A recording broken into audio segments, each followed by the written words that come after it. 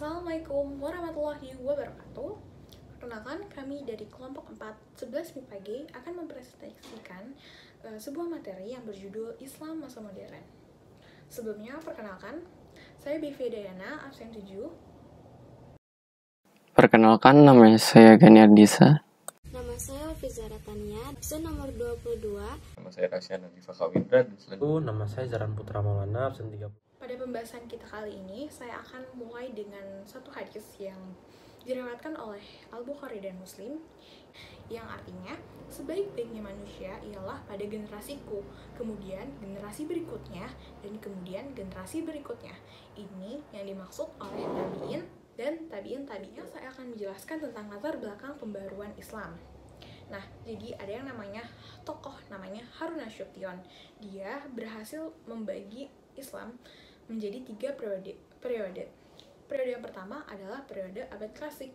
Pada periode abad klasik ini terkenal sebagai masa kejayaan. Yang kedua adalah periode abad pertengahan. Nah, periode ini tuh terkenal sebagai masa kemunduran. Yang ketiga itu adalah periode abad modern. Nah, kenapa sih jadi 3 periode? Jadi yang periode pertama ini kejayaan karena mereka masih banyak menggunakan atau ajaran Rasulullah itu masih dengan jelas teraplikasikan. Kalau yang abad pertengahan, ajaran-ajaran Rasulullah tuh udah mulai pudar. Nah, yang ketiga itu abad yang merupakan kebangkitan ya. Kenapa sih bisa bangkit? Itu karena umat Islam ngerasa bangsa Eropa tuh udah jauh maju, dan umat Islam tuh merasa kayaknya kita nggak boleh tertinggal juga nih, kayaknya kita harus bangkit nih, kita kayaknya harus harus berusaha untuk beristihad nih.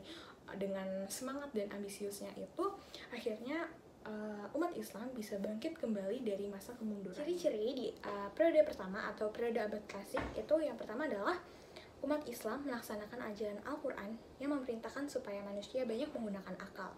Banyak di akhir surat di akhir ayat gitu yang berkata afala ta'qilun, maka tidakkah kamu berpikir.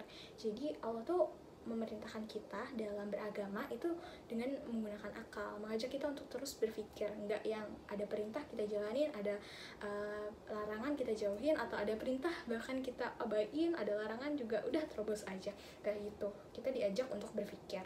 Yang kedua adalah umat Islam melaksanakan ajaran Rasulullah yang mendorong agar kaum muslim tidak hanya menuntut ilmu agama, melainkan juga ilmu-ilmu lain. Karena apa?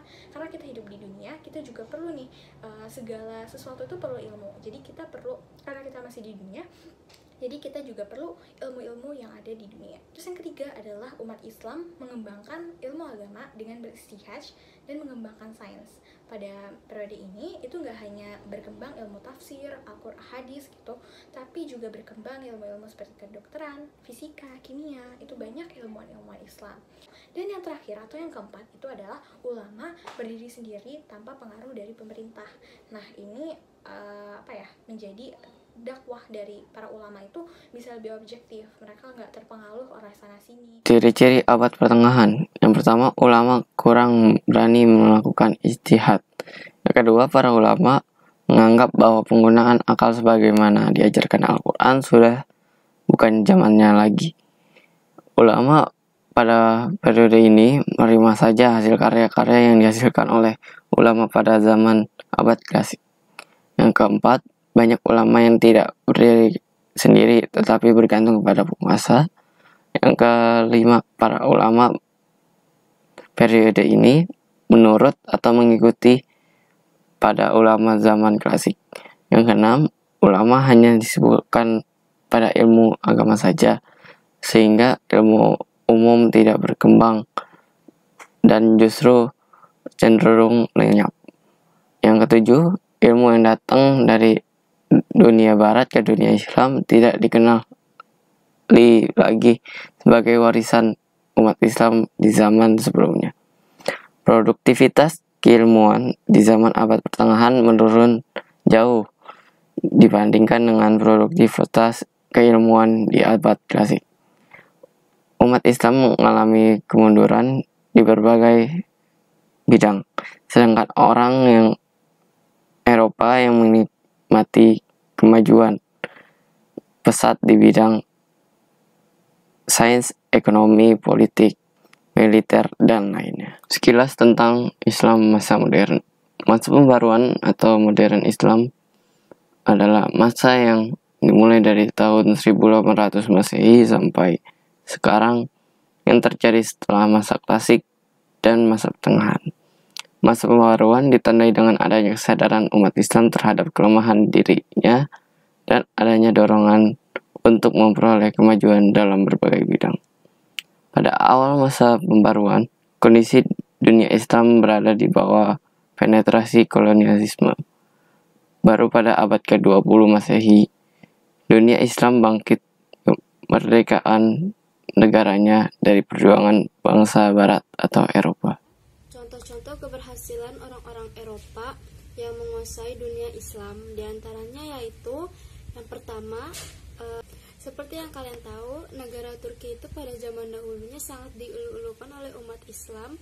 Pada penghujung abad pertengahan, ternyata pada saat Eropa udah berkembang itu mulai tersurut karena negara Turki itu pernah dikalahkan oleh penguasa Eropa.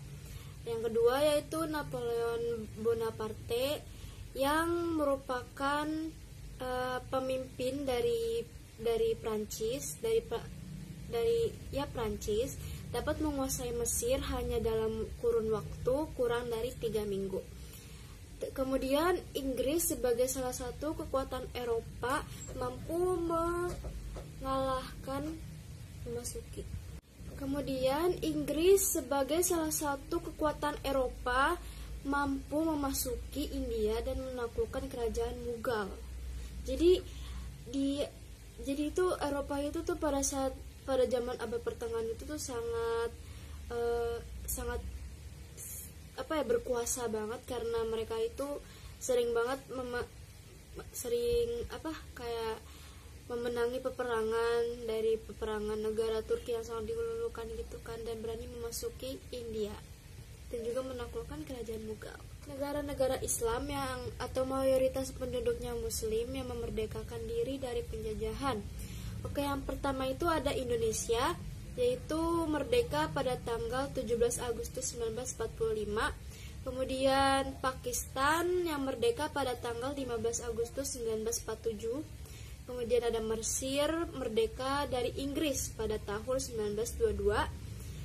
Kemudian Irak merdeka dari Inggris 1932. Kemudian Syria dan Lebanon merdeka dari negara Prancis.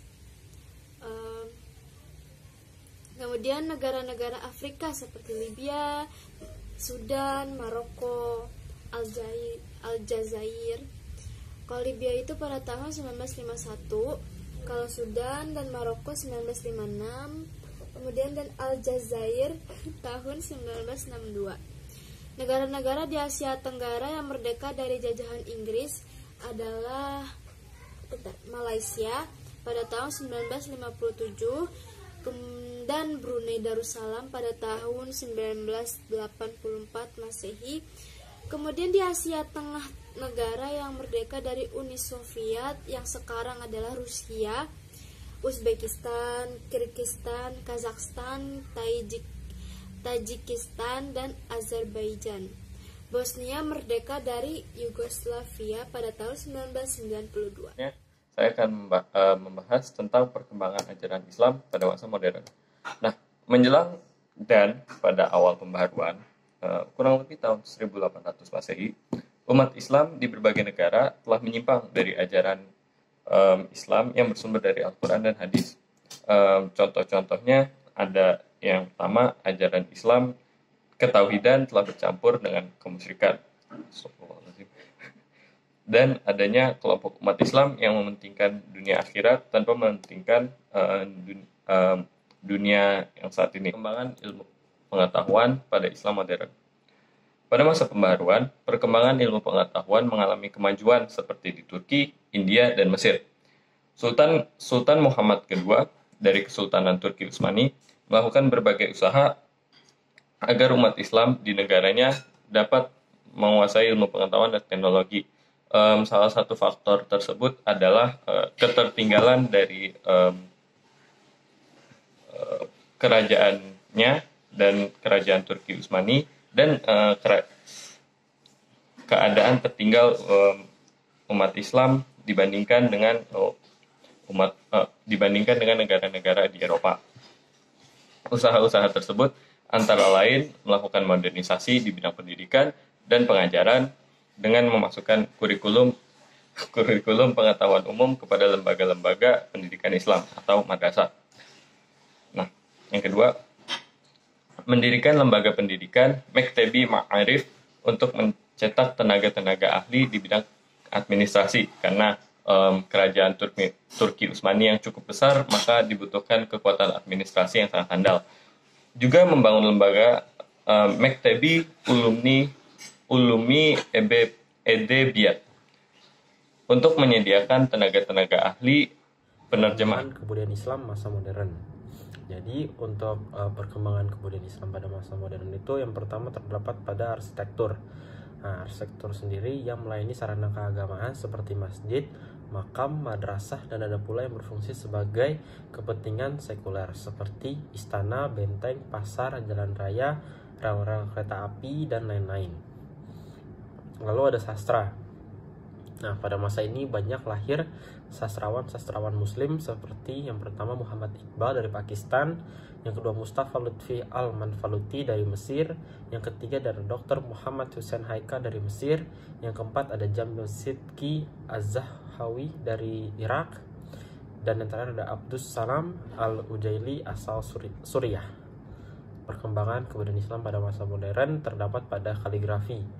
Nah, untuk kaligrafi sendiri adalah seni tulisan indah yang murni dilahirkan oleh orang Islam, biasanya untuk menulis ayat-ayat Al-Quran.